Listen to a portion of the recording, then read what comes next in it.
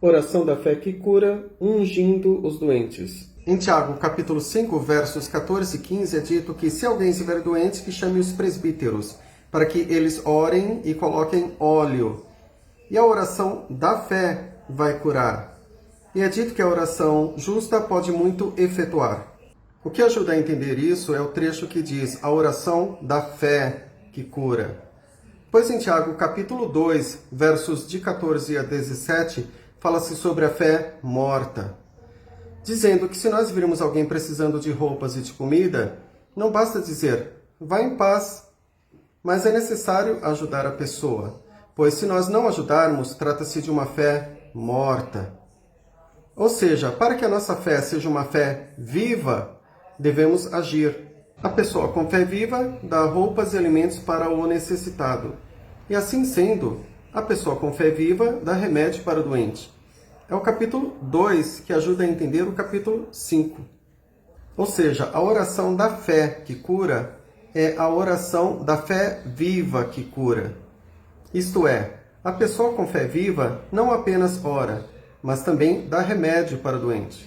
Em Lucas 10, verso 34, vemos que o vinho e o óleo, naquela época, eram considerados como remédio. Pois essa passagem fala de uma pessoa que foi ferida por ladrões, porém o sacerdote e o levita não ajudaram. Mas apenas um samaritano ajudou, passando vinho e óleo nas feridas. E pegou o dinheiro e pagou para alguém cuidar do homem ferido. E Jesus disse isso tudo para explicar o que significa amar ao próximo como a si mesmo, dizendo, faça isso e viverá. Lucas, capítulo 10, versos 27 a 37.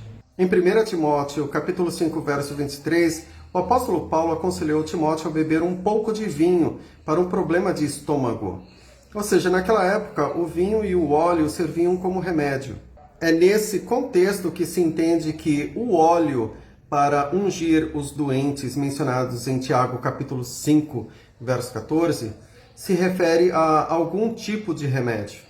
Continuando em Tiago 5, versos 14 e 15, no texto grego, o imperativo chame os presbíteros se refere ao doente, ou seja, nessa passagem é o doente que chama os presbíteros. A palavra presbítero é uma palavra grega que significa mais velho. Ou seja, essa passagem diz que a pessoa doente deve chamar os mais velhos, para que eles façam a oração da fé viva, ou seja, não apenas orar, mas sim orar e dar o remédio, que nessa passagem é o óleo.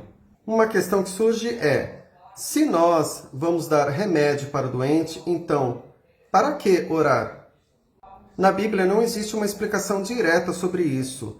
Uma forma de entender é que Deus pode agir por meio de nós. É curioso que em Ezequiel 22, verso 30, é dito que Deus procurou alguma pessoa para reconstruir uma parte de um muro, mas a passagem diz que Deus não encontrou ninguém.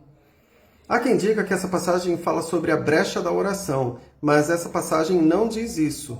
Essa passagem diz que Deus procurou alguém para reconstruir uma parte de um muro, mas Deus não encontrou ninguém. Essa passagem dá a entender que Deus procura pessoas para ajudar. Observe que em Salmos 127, verso 1, vemos que Deus pode construir sem dispensar o trabalho do pedreiro. Deus pode proteger sem dispensar o trabalho do policial, do guarda. E, assim sendo, pode-se entender que Deus pode curar sem dispensar o trabalho do médico. É interessante que em Marcos 2, verso 17, Jesus disse que os doentes precisam de médico, mas que ele, Jesus, veio chamar os injustos para a mudança da mente. Observe novamente que em Tiago 5, verso 15, diz que a oração justa pode muito efetuar. Na Bíblia, a justiça tem a ver com dois aspectos. Veja que em Lucas 18, versos 13 e 14, Jesus diz que a pessoa que com tristeza reconhece os seus erros é justificada. E veja que em Isaías 58, versos 7 e 8, é dito que, com as pessoas que ajudam os necessitados, a justiça de Deus estará com elas, com as pessoas que ajudam.